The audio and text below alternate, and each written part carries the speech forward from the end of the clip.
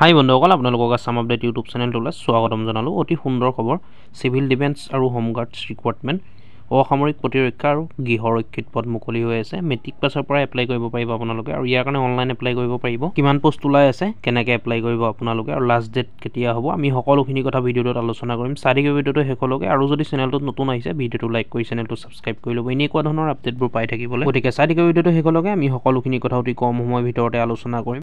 Civil defence and হোমগাৰ্ডছ recruitment 2024 ইয়াত 271টা post মুকলি হৈ আছে, যিকেইটা পদৰ কাৰণে আপোনালোকে অনলাইন এপ্লাই কৰিব পাৰিব। State level police recruitment board Assam, last date হ'ল 15/2/2024, অৰ্থাৎ 15 ফেব্ৰুৱাৰী 2024 last date. State level police recruitment board Assam 271টা কনষ্টেবল গ্ৰেড 3 আৰু ডেচাৰৰ পোষ্ট মুকলি হৈ আছে আণ্ডাৰ দ্য DGCD আৰু CGHG, মানে DGCD আৰু CGHG আণ্ডাৰত মুকলি হৈ আছে 271টা কনষ্টেবল গ্ৰেড 3 আৰু ডেচাৰৰ পোষ্ট, যিকেইটা পদৰ কাৰণে আপোনালোকে এপ্লাই অনলাইন কৰিব পাৰিব। চিভিল ডিফেন্স এণ্ড হোমগাৰ্ডছ ৰিক্ৰুইটমেণ্ট 2024 ইয়াত প্ৰথম পোষ্ট ওলাইছে কনষ্টেবল গ্ৰেড 3ৰ। ইয়াত টোটেল পোষ্ট ওলাই আছে 269টা, অৰ্থাৎ 269টা পোষ্ট মুকলি হৈ আছে। কেটেগৰী ৱাইজ ভেকেঞ্চিৰ কাৰণে ভাগ কৰা হৈছে। আনৰিজাৰ্ভৰ কাৰণে আছে 82টা, OBC MOBC কাৰণে আছে 64টা, SC কাৰণে আছে 17টা, STP কাৰণে আছে 24টা, আৰু STHৰ কাৰণে আছে 77টা পোষ্ট। আৰু ইয়াৰ কাৰণে পে' কৰা হ'ব পে' বেণ্ড টু ৰেচ 14,000 টকা বা 60,500 টকালৈকে পে' কৰা হ'ব, অৰ্থাৎ প্ৰতিমাহে দৰমহা দিয়া হ'ব, প্লাছ গ্ৰেড পে' থাকিব লগত 5,600 টকা।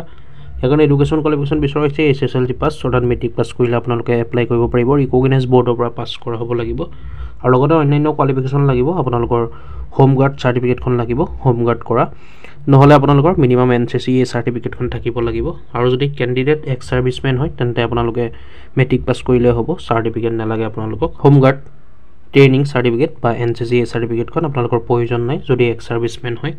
2 নম্বৰ পদকেইটা ডেচাৰৰ ওলাই আছে। ইয়াত টোটেল পোষ্ট ওলাইছে 2টা পোষ্ট। কেটেগৰী ৱাইজ ভেকেঞ্চি ভাগ কৰা হৈছে। SC কাৰণে আছে 1টা, STHৰ কাৰণে আছে 1টা। ইয়াৰ কাৰণে পে' কৰা হ'ব 14,000 টকা বা 60,500 টকালৈকে, আৰু লগত গ্ৰেড পে' থাকিব 5,000 টকা।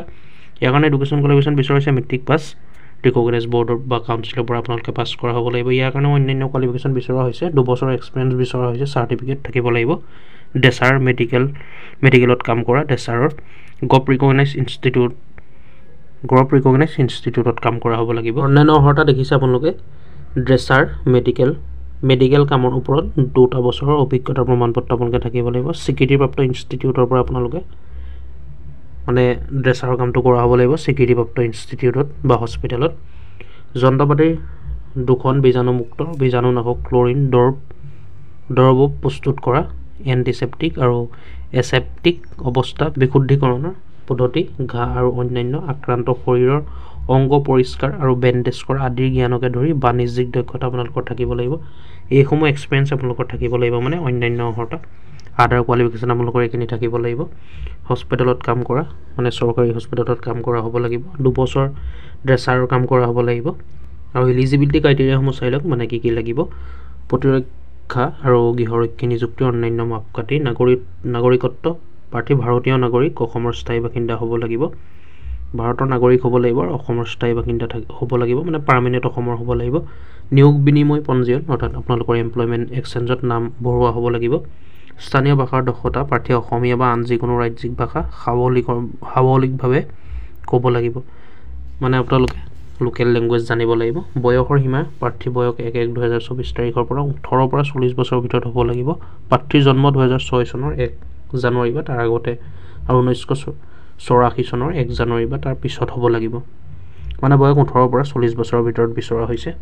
বয়সৰ শিথিলতা থাকিব, মানে ইয়াৰ কাৰণে ৰিলেক্সেশ্যন দিয়া হ'ব শ্ৰেণী অনুসৰি, বয়সৰ শিথিলতা তলত উল্লেখ কৰা ধৰণে হ'ব। অনুসূচিত জাতি জনজাতিৰ বাবে 5 বছৰ, মানে SC ST কাৰণে 5 বছৰ, OBC MOBC কেণ্ডিডেটৰ কাৰণে 3 বছৰ ৰিলেক্সেশ্যন থাকিব।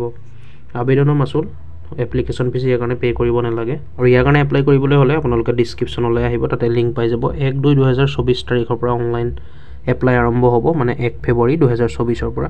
আৰু আপোনালোকে অফিচিয়েল জাননী, মানে এডভাৰটাইজমেণ্ট ডিটেইলছ, অফিচিয়েল ৱেবছাইট আপোনালোকে সকলোখিনি ভিজিট কৰিব, ডিছক্ৰিপশ্যনত উপলব্ধ থাকিব, আপোনালোকে চাই ল'ব এপ্লাই কৰাৰ আগত। আৰু ইয়াৰ অনলাইন এপ্লাই আৰম্ভ হ'ব, মই কৈছোঁ 1 ফেব্ৰুৱাৰী 2024 পৰা। 1 ফেব্ৰুৱাৰী তাৰিখৰ পৰা আপোনালোকে এপ্লাই কৰিব পাৰিব, ফেব্ৰুৱাৰী 1 তাৰিখৰ পৰা।